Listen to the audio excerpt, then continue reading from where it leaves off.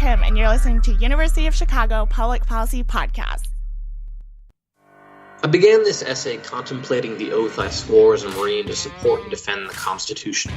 At the time I took the oath, it felt like a special and precious burden I was taking on, sworn to defend not simply the physical security of my homeland, but to defend something broader, our founding document, and thus the set of ideals embedded within it. Years later, looking through the section in the U.S. Citizenship and Immigration Service's Citizens Almanac on citizens' responsibilities, I was embarrassed to realize my obligations as a Marine were not so unique. The very first responsibility listed is, quote, to support and defend the Constitution against all enemies, foreign and domestic. So I had already owed that to my country, by virtue of my birth and the privilege of being American. The divide between the civilian and the service member then need not feel so wide. Perhaps the way forward is merely through living up to those ideals, through action and a greater commitment by the citizenry to the institutions of American civic life that so many veterans are working to rebuild. The exact nature of those additional duties will depend on the individual's principles.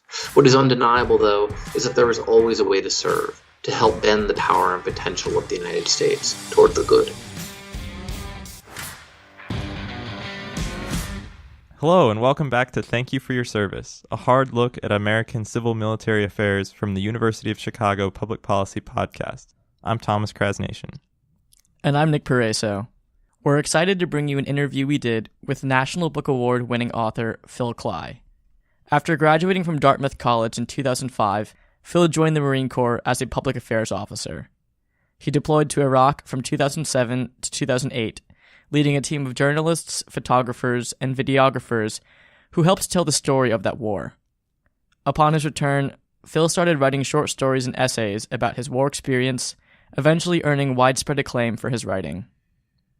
In 2014, Phil won the National Book Award for his collection of short stories, Redeployment, which the New York Times Book Review called the best thing written so far on what the war did to people's souls.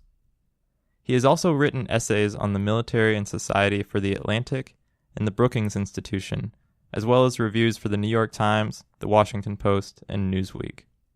Phil, thanks so much for coming on the podcast. We really appreciate you taking the time. Great to be on. So we know that you went to Dartmouth and then immediately signed up to become a Marine Corps public affairs officer. We were wondering if you could talk a little bit about what led you to that decision. Sure. It was not something that I think anybody would have expected. I wasn't like a kid who was really into the military growing up, but I was very much into foreign policy. My maternal grandfather had been a career foreign service officer. He, served all over the world. He was ambassador to Czechoslovakia and Norway in the 1970s. Actually, my aunts have all these stories about growing up and spending time when he was ambassador to Czechoslovakia. And of course, they're surrounded by spies all the time because he was the American ambassador. One of my aunts once took like a day trip outside of Prague and then kept getting on the wrong train going home. And eventually some guy just came out of the crowd in perfect English, said to her, "You get on this train, then this train, and it takes you home." And it was like the Czech spy who was tasked with trailing this like teenage girl who's just like, "I'm never getting home to my family because she doesn't know how to use the trains here. I'm breaking my cover." So I was always fascinated with that. Always, if you'd asked me as a teenager what I was going to do, I would have told you I was going to go into the Foreign Service. My dad was in the Peace Corps. My mom worked in international medical aid for many years. So a kind of general notion of public service was really important within the family. I'm also one of 5 boys, which may have contributed to it because, life was kind of constant warfare, at least until about the age of 11. And then I went to college.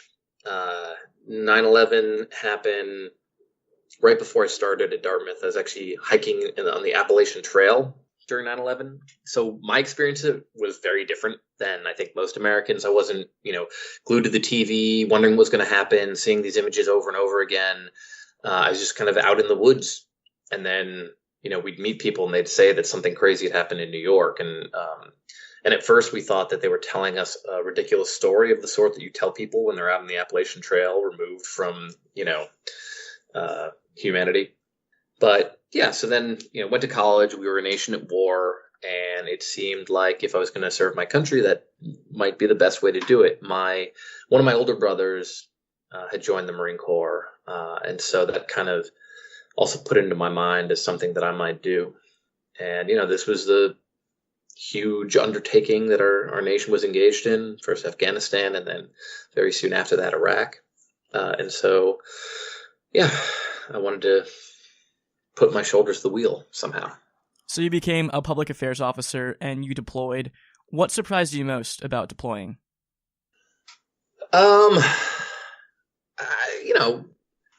Not a ton surprised me, right? It wasn't, it's the job, right? So, it was. Talk about kind of your deployment experience, just what you did and Sure. what it was like. I was a public affairs officer for a logistics unit. So the Marines were responsible for Anbar province. And in that you have ground combat unit, infantry guys, artillerymen, etc. You have air capabilities, and then you have the logisticians. Do everything from, making sure people have food and fuel to mail and medical services. And so that was my unit. And so, I help reporters move in and out of the area, help them get out to units. I had a group of Marines who worked for me, who wrote stories and took photographs and video, mostly for the base paper back home. But also we would sort of arrange interviews with hometown newspapers that somebody out in Anbar could talk to, the Youngstown Vindicator, which is a great newspaper title. About, what they were doing. And I was a kind of advisor to the general, and I had a kind of set of other kind of minor duties. I was aide de camp for a little bit for the general. And so what was interesting about it was I didn't just spend my time in one area or with one unit. I would kind of do everything from go out on a patrol with infantry guys to spend time with the doctors and nurses and corpsmen to, hang out with engineers or, what have you. And so I ended up seeing a sort of pretty wide variety of the components of the military. Can you talk a little bit about your experience when you returned home? I remember reading a piece that you wrote about how it's so different to walk down like a street in New York once you come home. Yeah. Well, yeah, so I didn't have like a particularly traumatic deployment, but you're in Anbar province. It was a very violent place at the time. There was a suicide truck bomb the first month that I was there. And, we're carrying severely injured men, women, and children into the doctors and, just sort of things of pretty great moral import are happening all around you. And you're aware of that. And when you do a year-long deployment, you get 2 weeks of leave in the middle of that. They'll send you anywhere. I have one Marine who was really big into base jumping, had his mother mail his base rig to Iraq so that he could then have the military send him to Switzerland so he could base jump the Eiger. I just wanted to go home and see my family and friends. Less exciting. But it was bizarre, because I'd been in Anbar province. About a week before that, I'd seen a Marine die in a combat hospital. And, the next thing I know, I'm just walking down Madison Avenue. It's a beautiful day. There are people walking by in summer clothes, and it's just sort of there's zero public sense that you're a nation at war. It's kind of like, what the hell is this place, and how do I reconcile these two worlds that are connected? I mean, this is the country that I'm fighting for. This is here, this is the populace that is theoretically, the boss, the democratic public that is ultimately responsible for what we're doing overseas. And how do I kind of square these two things? And it kind of hit me at the gut level. And I remember I was telling a war photographer about this experience, and he said to me, he goes, "Oh yeah. You never go straight to New York after a war zone. It's too weird."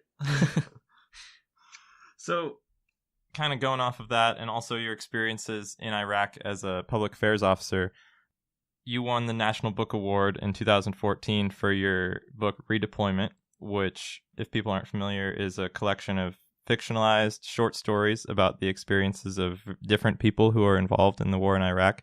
For those people who aren't familiar with your book, we were wondering if you could kind of talk through the concept of redeployment and your motivations for writing it.